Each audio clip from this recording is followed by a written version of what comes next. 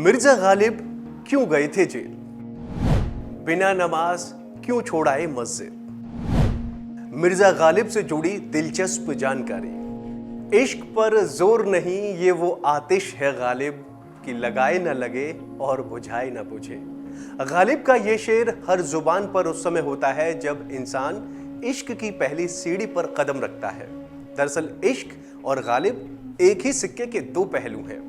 अगर हम ये कहें कि वो गालिब ही थे जिन्होंने इश्क को शब्दों के सांचे में ऐसा उकेरा कि इश्क की रूह में जान आ गई, तो गलत नहीं होगा। वो गालिब ही थे जिन्होंने अपनी शायरियों में इश्क को खुदा बनाए रखा। दरअसल गालिब ने अपनी लगभग सभी शेर और शायरी में इश्क को बड़ी ही खूबसूरती से बयां किया है, और शायद इसीलिए गालिब ने अपनी एक शायरी में कहा भी है, मोहब्बत में नहीं है फर्क जीने और मरने का, उसी को देखकर जीते हैं जिस काफिर पर दम निकले। अगर ये कहें कि इश्क की शुरुआत ही गालिब से होती है तो गलत नहीं होगा। उनकी शेर व शायरी में एक जिंदा दिल आशिक मिलता है। वैसे गालिब का जन्म 225 साल पहले आगरा के कला मंदिर में एक संपन्न परिवार में हुआ था। 27 दिसंबर 1797 को जन्मे गालिब के पिता उज्बेकिस्तान से भारत आए। उर्दू, पर्शियन और तुर्की तीनों भाषाओं पर गालिब की पकड़ थी। कहा जाता है कि उन्होंने 11 साल की उम्र में लिखना शुरू कर दिया था।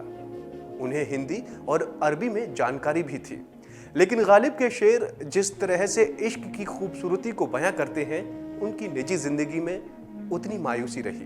दरअसल संपन्न परिवार से ताल्लुक रखने वाले गालिब की शादी दिल्ली के रईस परिवार की एक लड़की से हुई, मगर निजी जिंदगी खुशगवार नहीं रही। गालिब के 7 बच्चे थे, लेकिन कोई भी 2 साल से ज्यादा समय तक जिंदा नहीं रह पाया। इस्लाम में शराब को हराम माना गया है, लेकिन गालिब इससे इत्तेफाक नहीं रखते थे। उन्हें ताउम्र शराब पीने का शौक रहा। पैसों की भले ही कितनी ही तंगी हो या फिर इसके लिए सैकड़ों मील की दूरी तय करनी पड़े, लेकिन शराब महंगी और अंग्रेजी ही पीना पसंद करते थे। और शायद यही वजह है कि उनसे जुड़ा एक किस्सा बेहद प्रचलित है। कहा जाता है कि एक दिन ऐसे भी आया कि जब उन्हें शराब नहीं नसीब हुई। ऐसे में नमाज के लिए मस्जिद की तरफ रुख किया। वहीं उनका शागिर्द मिला, उसने शराब दिखाई और उन्होंने बोतल ली और मस्जिद से बाहर आ गए। तभी एक शख्स ने कहा, आप बिना नमाज पढ़े ही चल दिए। इस पर गालिब ने जवाब दिया, जिस चीज के लिए दुआ मांगने आया था वो तो ऐसे ही मिल गई। कुछ किताबें कहती हैं कि सिर्फ शराबी नहीं, उन्हें जुआ खेलने का भी बुरी लत थी। इसके लिए उन्हें 6 माह की जेल भी हुई।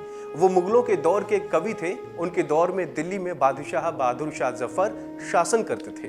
कई बार बादशाह ने गालिब को जेल से छोड़ने की सिफारिश भी की थी, लेकिन एक समय के बाद अंग्रेजों के बढ़ते रुतबे के सामने बादशाह की शान में कमी आने लगी। इसलिए कई बार अंग्रेज उनकी बात को नजरअंदाज कर देते थे। लेकिन 17 फरवरी 1869 को एक उर्दू अखबार में उनकी मौत की खबर छपी, जबकि उनकी मौत 15 फरवरी को हो गई थी। उस खबर ने शेर व शायरी के कद्रदानों को मायूस कर दिया था, और लोग आज भी उनके शेर व शायरी याद करते हैं। ना था कुछ तो खुदा होता, कुछ ना होता तो खुदा होता, डुबोया मुझे होने ने, ना होता तो क्या होता। तो उम्मीद है दोस्तों आपको मेरी ये जानकारी पसंद आई होगी। ऐसी तमाम अपडेट्स के लिए आप बने रहिए वन इंडिया हिंदी के साथ।